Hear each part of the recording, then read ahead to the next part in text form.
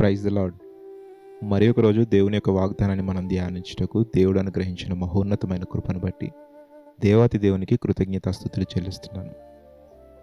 ఈరోజు రాజు అయిన సౌలు గురించి మనం కొన్ని విషయాలు నేర్చుకుందాం. రాజు అయిన సౌలు జీవితం ద్వారా దేవుడు మనతో కొన్ని విషయాలు మాట్లాడాలనుకుంటున్నాడు.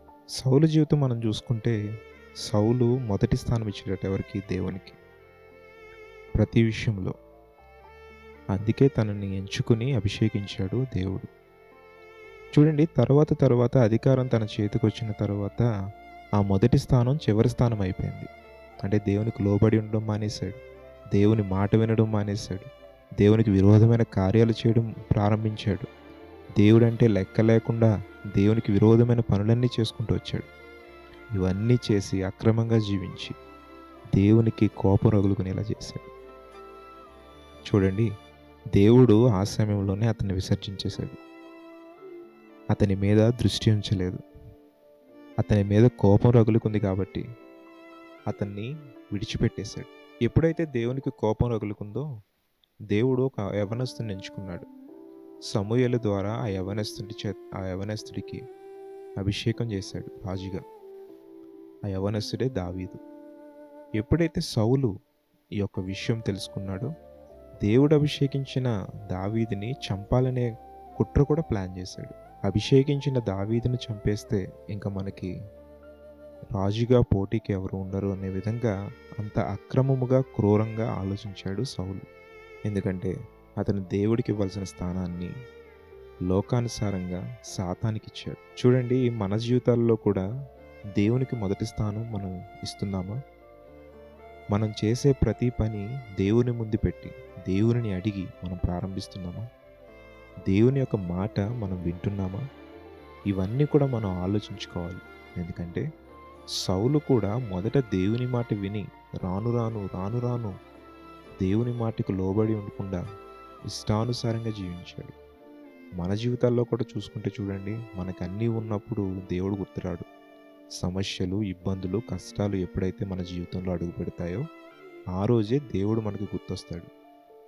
చూడండి, తర్వాత ఏం జరిగిందో తెలుసా? సమూయేలు మొదటి గ్రంథం 28వ అధ్యాయం 5వ వచనంలో మనం చూసుకుంటే అతడు ఫిలిస్తీన్ల దండును చూసి మనస్సులో భయకంపన కలిగింది అని ఉంటుంది. భయకంపన అంటే వణికిపోవడం. అతను ఫిలిస్తీన్ల దండును చూసి శత్రువులను చూసి వణికిపోయాడని ఉంటుంది. చూడండి, ఎప్పుడైతే ఆ దండును చూశాడో ఇతనిలో భయం పుట్టుకుంది. అప్పుడు అతను ప్రార్థన చేయడం మొదలుపెట్టాడు. సమాధానం కోసం ఎదురు చూశాడు. ఎక్కడ కూడా కలలో కానీ స్వప్నమందు కానీ ఏ విధముగా కూడా యెహోవా దేవుని యొద్ద నుండి సమాధానం రాలేదు. ఎందుకంటే ఇతనికి తెలియని విషయం ఏంటో తెలుసా? దేవుడు అతన్ని విడిచిపెట్టేశాడు.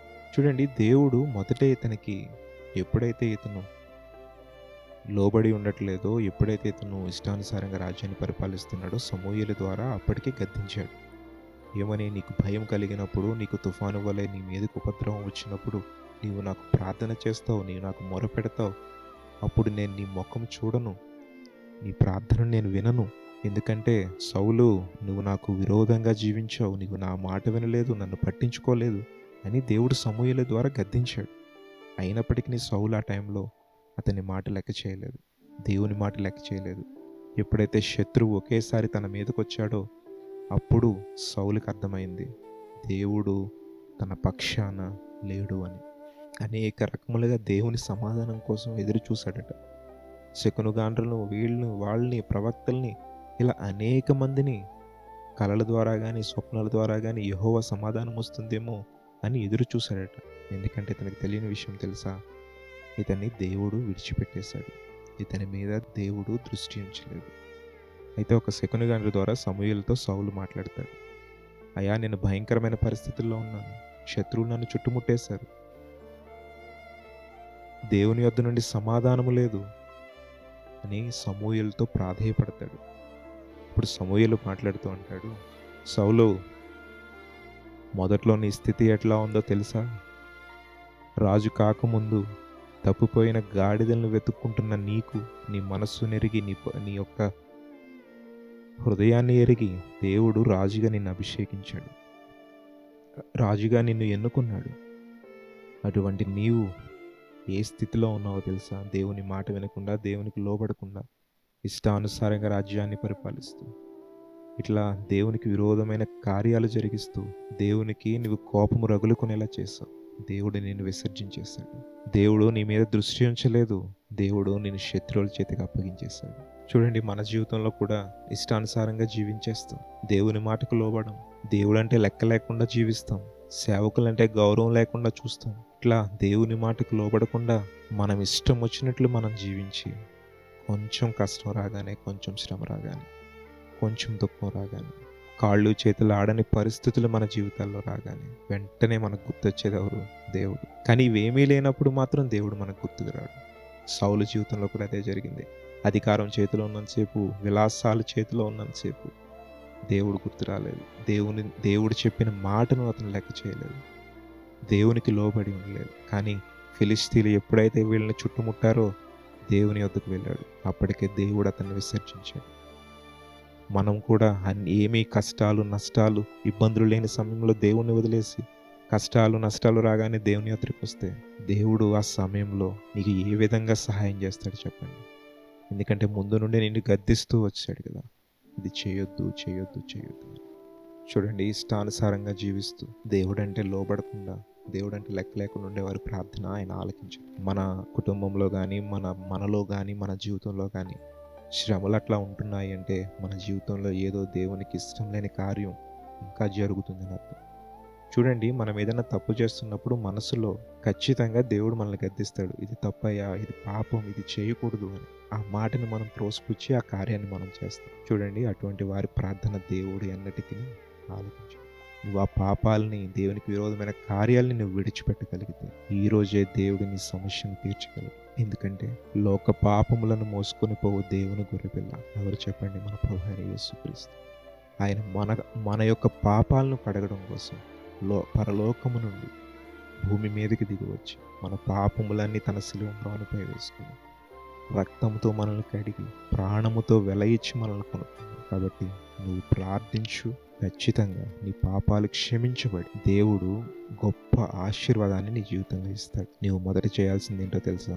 దేవునికి లోబడి ఉండాలి. దేవుని మాట వినాలి. ఎప్పుడైతే ఆయన మాట వింటామో, ఆయనకి లోబడి ఉంటామో, మనం నిత్య జీవానికి వారసులం అవుతాం. నీ జీవితంలో ఉన్న సమస్యలు గొప్ప ఆశీర్వాదాలుగా మారుతాయి. కాబట్టి ఈరోజే దేవుని సన్నిధిలో చేసిన తప్పులను, దేవునికి విరోధమైన కార్యములను విడిచిపెట్టి ఆయనకి లోబడి ఉండేలాగా దేవునికి ప్రార్థించు. ఖచ్చితంగా గొప్ప మార్పుని చూస్తాం. ప్రార్థిద్దామా? మహోన్నతుడవను పరిశుద్ధుడైన తండ్రి, నీ ఘనమైన నామమునకు వందనములు దేవా. ఏమిచ్చి నీ రుణము తీర్చుకోగలము తండ్రి? సమస్త మహిమా ఘనత ప్రభావములు నీకు మాత్రమే ఆరోపిస్తున్నాం. పరిశుద్ధుడా, పరమాత్ముడా, నీకు వందనములు తండ్రి. ఈరోజు మాతో మాట్లాడావు, నీకు స్తోత్రములు అయా. ఆనాడు సౌలు నీ మాట వినకుండా, నీకు లోబడకుండా అనేకమైన కార్యములు నీకు విరోధమైనవి చేస్తూ శత్రువుల చేతికి అప్పగించబడ్డాడు తండ్రి. మేము ఏదైనా ప్రభా నీకు ఇష్టం లేని కార్యములు, ఈ లోక పాపములు ఆయన ఏదైనా మేము చేస్తుంటే మమ్మల్ని మన్నించండి. చేస్తున్న ప్రతి ఒక్క బిడ్డ ప్రార్థనను మీరు అంగీకరించండి అయా. వారిని దర్శించండి, వారి కుటుంబాలను దర్శించండి. వారు ఏదైతే నీ సన్నిధిలో ఒప్పుకుంటున్నారో వాటిని క్షమించి, వారికి ఉన్న సమస్యలను ప్రభా మీరు ఆశీర్వాదాలుగా మార్చమని, ఈ చిన్ని ప్రార్థనని పాదముల చెంతకు చేర్చుకొనమని, మహిమ ఘనత ప్రభావములు నీకు మాత్రమే ఆరోపిస్తూ యేసు శక్తి కలిగిన నామంలో అడిగి వేడుకొని పొంది ఉన్నాము తండ్రి. ఆమేన్.